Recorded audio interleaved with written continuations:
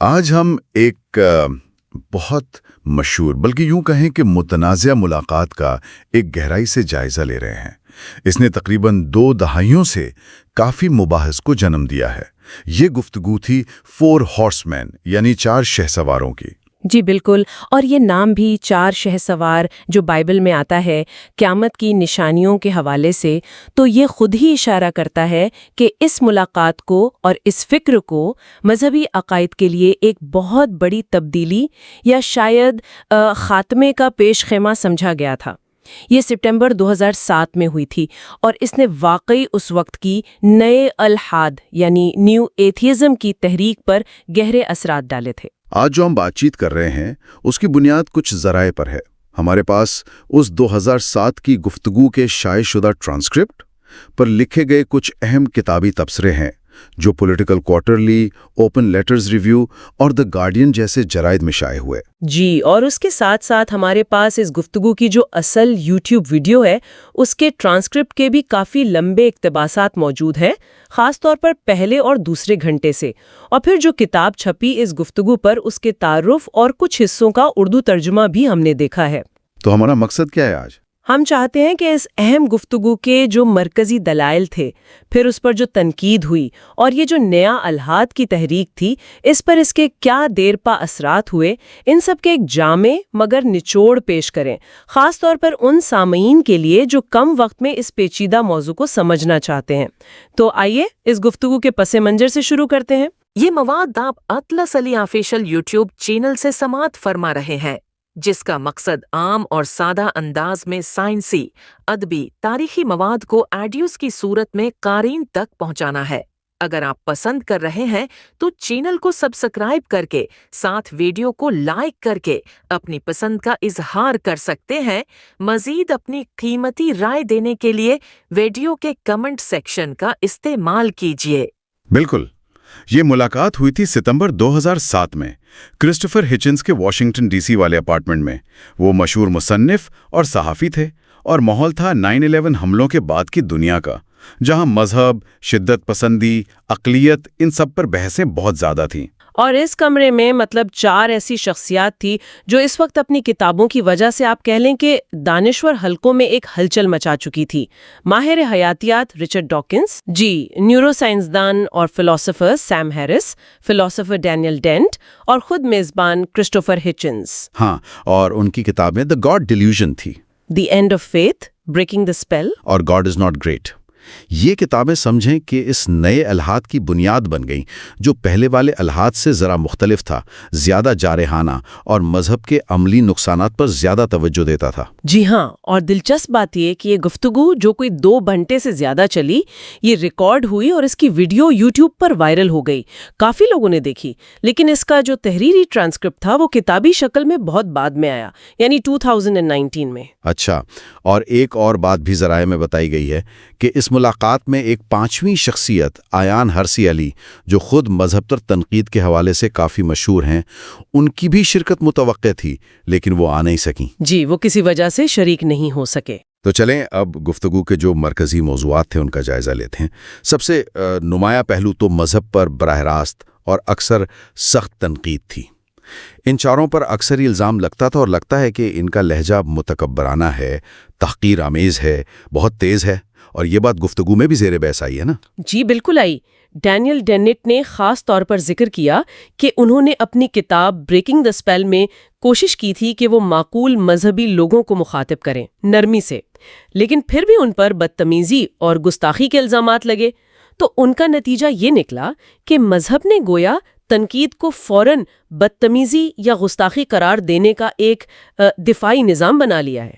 اچھا، یعنی یہ جذبات مجروح ہونے کا کارڈ کھیلنے والی بات، بالکل، جس کا ذکر ہچنز نے بھی کیا۔ انہوں نے کہا کہ بھئی جیسے ہی آپ کسی مقدس سمجھی جانے والی چیز پر سوال اٹھاتے ہیں، فوراً کہا جاتا ہے کہ اس سے کروڑوں لوگوں کے جذبات مجروح ہو گئے۔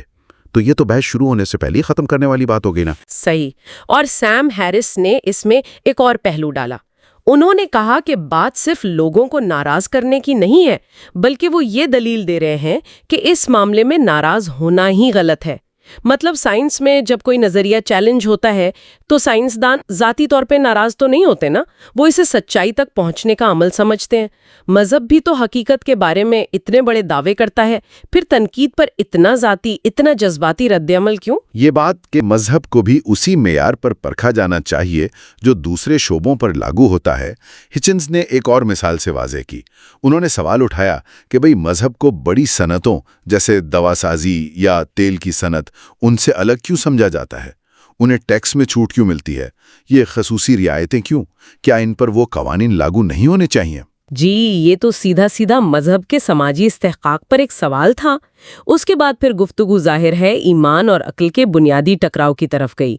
ये शायद इस पूरी बहस का मरकजी नुक्ता था। सैम हैरिस ने यहाँ एक इस्तिलाह इस्तेमाल की, बूटस्ट्रैपिंग मंतिक, यानी ये ख्याल के सबूत के बगैर किसी बात पर यकीन कर लेना ना सिर्फ ठीक है बल्कि एक नेकी है, एक फजीलत है। उन्होंने बाइबल की वो कहानी भी सुनाई, शक करने वाले थॉमस की, जिसे इसलिए डांटा गया कि उसने सबूत मांगा था। और हिचिन्स ने इसमें ये इजाफा किया कि बहुत से मजहबी लोग तो इस बात पर खुश होते हैं कि उनके अकायद साबित नहीं हो सकते, क्योंकि अगर साबित हो गए तो फिर ईमान लाने में क्या कमाल रहा? वो तो फिर एक आम सी हकीकत बन गई ना, कोई आजमाइश तो ना रही। ये एक तरह से नामालूम से मोहब्बत वाली जहनियत है। और इसी सिलसिले में ज़राए बताते हैं कि हिचिन्स ने मदर टेरेसा के उन खतूत का भी हवाला दिया जो उनकी मौत के बाद शाया हुए थे। उनमें उन्होंने दहाइयों तक अपने शदीद रूहानी शकूक व शुबहात का इजहार किया था, यहाँ तक कि उन्हें खुदा की मौजूदगी का एहसास ही नहीं होता था। लेकिन चर्च ने क्या किया?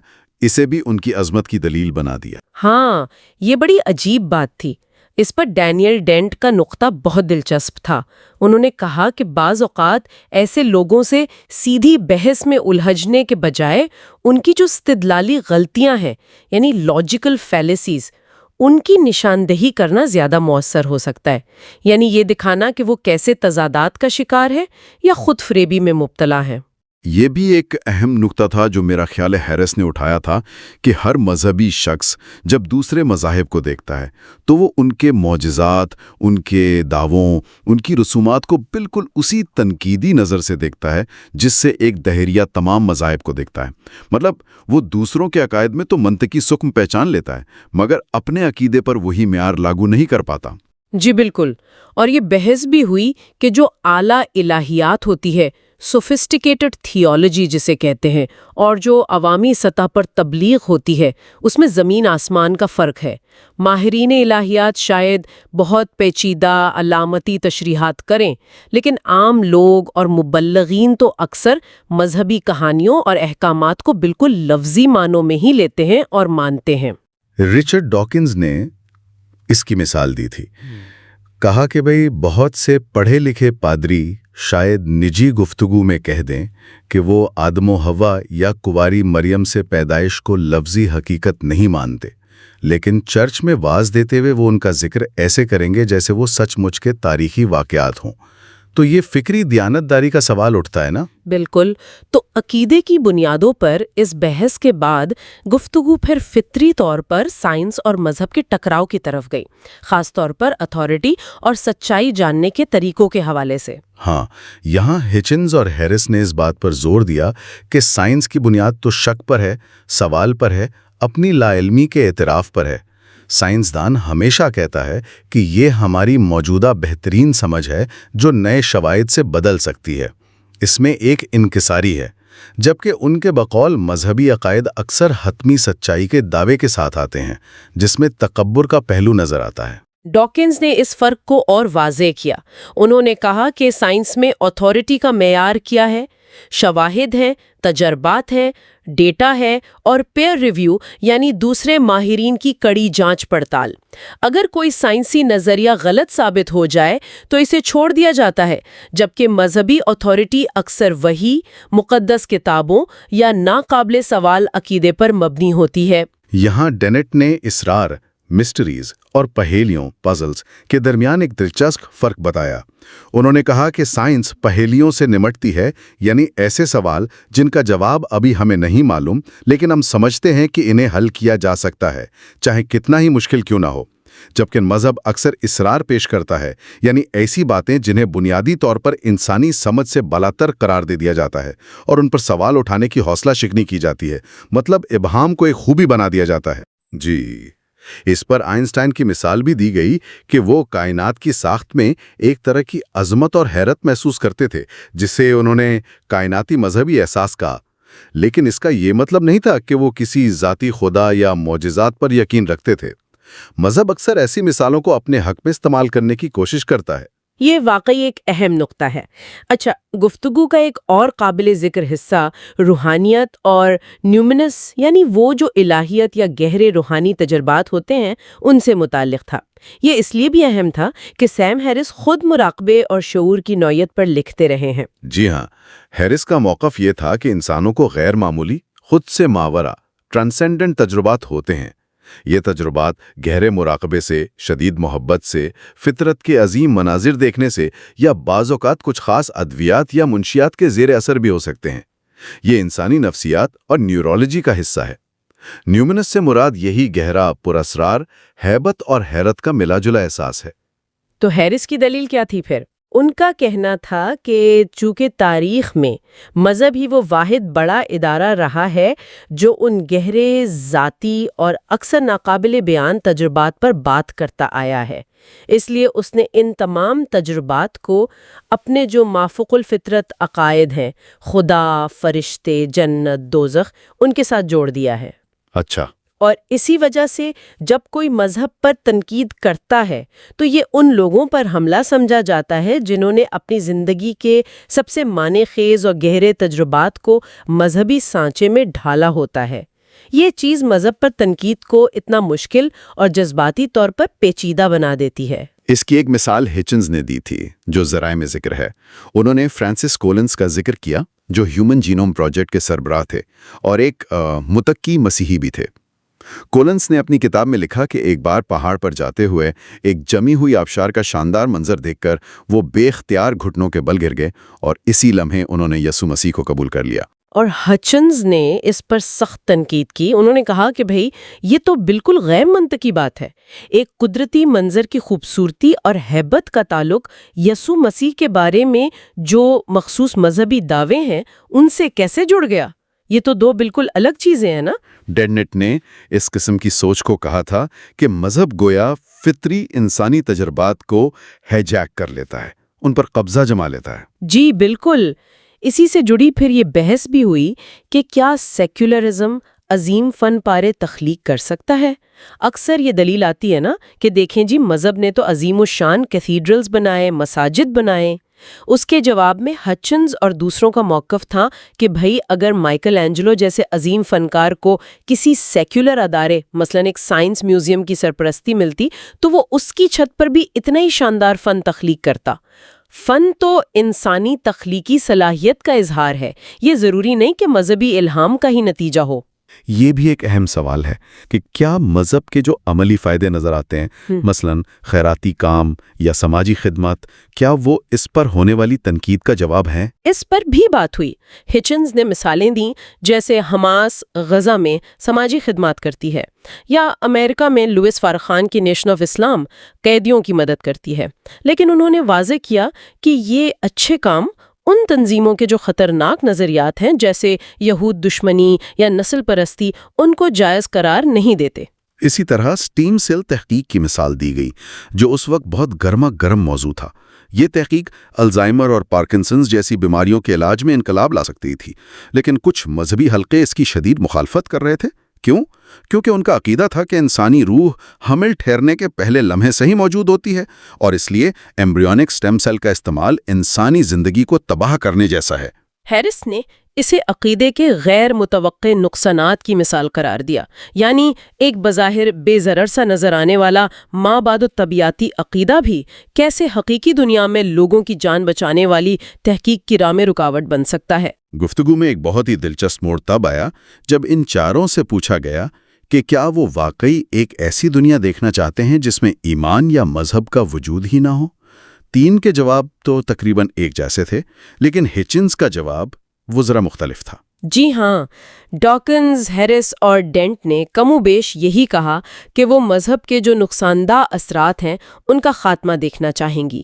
ہیرس نے تو اس کا موازنہ جادو ٹونے اور علم نجوم سے کیا کہ جس طرح یہ توہمات بڑی حد تک ختم ہو گئے ہیں، اسی طرح مذہبی توہمات کو بھی ختم ہونا چاہیے۔ لیکن ہچنز نے کہا نہیں، وہ ایسا نہیں چاہیں گے کہ یہ بحث مکمل طور پر ختم ہو جائے۔ انہیں اپنے دلائل کو تیز رکھنے کے لیے، اپنی فکر کو واضح کرنے کے لیے ایک جدلیاتی مخالف، ڈائلیکٹیکل اوپوننٹ کی ضرورت ہے۔ وہ اس فکری جنگ سے لطف اندوز ہوتے تھے اور اسے جاری رکھنا چاہتے تھے۔ جبکہ ڈینٹ نے یہاں ایک اور باریک نقطہ پیش کیا۔ انہوں نے ایریڈیکیشن یعنی مکمل خاتمے کے بجائے اویریلنس کی بات کی، یعنی کوشش یہ ہونی چاہیے کہ عقائد کم زہریلے، کم نقصان دہ ہو جائیں۔ جیسے علم نجوم آج بھی موجود ہے، لیکن اب وہ پہلے کی طرح لوگوں کو جلانے یا جنگیں شروع کروانے کا باعث نہیں بنتا۔ کاش مذہب بھی اتنا ہی بے ضرر ہو جائے۔ گفتگو میں اسلام اور دیگر مذاہب پر بھی کافی تفصیل سے بات ہوئی۔ ظاہر ہے 9/11 کے بعد کا دور تھا، تو یہ سوال تو اٹھنا ہی تھا کہ کیا اسلام منفرد طور پر خطرناک ہے؟ ہچنز نے دلیل دی کہ اسلام کا جو حتمیت، فائنالٹی کا دعویٰ ہے، یعنی یہ کہ یہ خدا کا آخری اور مکمل پیغام ہے اور اس کے بعد کسی وحی یا بنیادی تبدیلی کی گنجائش نہیں، یہ چیز اسے دوسرے مذاہب کے مقابلے میں زیادہ سخت اور تبدیلی کے خلاف مزاحم بناتی ہے۔ تاہم انہوں نے فوراً یہ بھی واضح کیا کہ تاریخ ہمیشہ ایسی نہیں رہی۔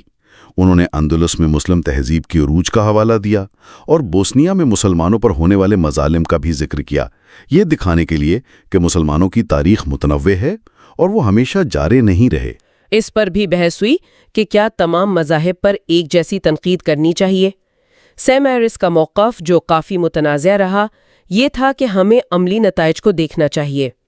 ان کے مطابق اس وقت یعنی 2007 میں اسلام سے جڑے مسائل جیسے دہشت گردی، آزادی اظہار پر حملے، خواتین کے حقوق، وہ دوسرے مذاہب کے مقابلے میں کہیں زیادہ شدید تھے۔ اس فرق کو نظر انداز کرنا دانشورانہ بددیانتی ہوگی۔ جبکہ ڈاکنز اور ہچنز کا عمومی جھکاؤ اس طرف تھا کہ بنیادی مسئلہ تو عقیدے کا غیر عقلی ہونا ہے۔ تمام مذاہب چونکہ غیر عقلی بنیادوں پر قائم ہیں، اس لیے وہ سب ہی بالآخر خطرناک ثابت ہو سکتے ہیں، چاہے کسی خاص وقت میں ان سے پیدا ہونے والے خطرات کی سطح مختلف ہی کیوں نہ ہو۔ گفتگو کے دوران کچھ ایسے خیالات بھی سامنے آئے جو خاصی متنازع تھے اور جن پر بعد میں بھی تنقید ہوئی۔ جیسا آپ نے پہلے ذکر کیا، ہچنز نے اسلامی شدت پسندوں کے لیے ایکسٹرپیشن یعنی مکمل خاتمے یا جڑ سے اکھاڑ پھینکنے جیسے سخت الفاظ استعمال کیے، اور یہ بھی کہا کہ سیکولر اقدار کے دفاع کے لیے شاید فوجی طاقت کا استعمال بھی ضروری ہو۔ اوپن لیٹرز ریویو کے تبصرے میں اس کا خاص طور پر ذکر ملتا ہے۔ اسی طرح گارڈین کے تبصرے میں یہ بات نوٹ کی گئی کہ سیم ہیرس نے بعد میں اپنے پوڈ کاسٹ پر چارلز مرے کو مدعو کیا، جو نسل اور ذہانت کے تعلق پر انتہائی متنازع نظریات رکھتے ہیں۔ اگرچہ ہیرس نے کچھ اختلاف کیا، لیکن ناقدین کے مطابق ان کا رویہ مرے کے ساتھ کافی نرم تھا۔ اور شاید سب سے زیادہ آپ کہیں کہ فکر انگیز بات ڈینیل ڈینٹ نے کہی۔ انہوں نے خود یہ سوال اٹھایا کہ کیا کچھ علم ایسا بھی ہو سکتا ہے جسے جاننا یا پھیلانا ممکنہ طور پر نقصان دہ ہو؟ انہوں نے آزاد مرضی، فری ول کے تصور کو چیلنج کرنے یا وہ جو بیل کرو مفروضہ ہے، ذہانت اور جینیات نسل کے تعلق والی متنازع تحقیق، اس جیسی مثالیں دیں۔ ان کا سوال تھا کہ اگر یہ باتیں سچ بھی ثابت ہو جائیں تو کیا ان کا کھلے عام چرچا کرنا معاشرے میں فائدے سے زیادہ نقصان پہنچا سکتا ہے؟ یہ ایک بہت گہرا فلسفیانہ اور اخلاقی سوال تھا جس کا کوئی آسان جواب نہیں تھا، اور ڈینٹ نے خود بھی کوئی حتمی جواب نہیں دیا، لیکن اس نے بحث کا ایک بالکل نیا اور پیچیدہ رخ کھول دیا۔ تو یہ تھے اس مشہور گفتگو کے کچھ اہم نکات اور دلائل کا خلاصہ، جیسا کہ ہمارے ذرائع میں بیان کیا گیا ہے۔ اب آتے ہیں اس گفتگو اور اس پر مبنی کتاب پر جو تنقید ہوئی اور اس کے دیرپا اثرات کیا رہے۔ جب 2019 میں یہ ٹرانسکرپٹ کتابی شکل میں آیا تو اس پر کئی اہم تبصرے لکھے گئے۔ جی، پولیٹیکل کوارٹرلی کے تبصرے میں خاص طور پر لہجے پر تنقید کی گئی۔ کہا گیا کہ گفتگو میں خود پسندی، اسمگنس بہت نمایاں تھی، دلائل زیادہ تر پرانے تھے اور نئی فکر کے بجائے بیان بازی ریٹورک پر زیادہ زور تھا۔ ایک اہم نکتہ یہ تھا کہ اس گفتگو میں مذہب کے سماجی اور معاشی پس منظر کو مکمل طور پر نظر انداز کر دیا گیا ہے۔ بالکل، اسی تبصرے میں اس بات پر حیرت کا اظہار کیا گیا کہ ڈاکنز جیسے سائنسدان ان سماجی تحقیقات سے کیسے لا علم رہ سکتے ہیں جو غربت، معاشی عدم تحفظ اور وجودی خطرات کو مذہبی رجحانات سے اضافے سے جوڑتی ہیں۔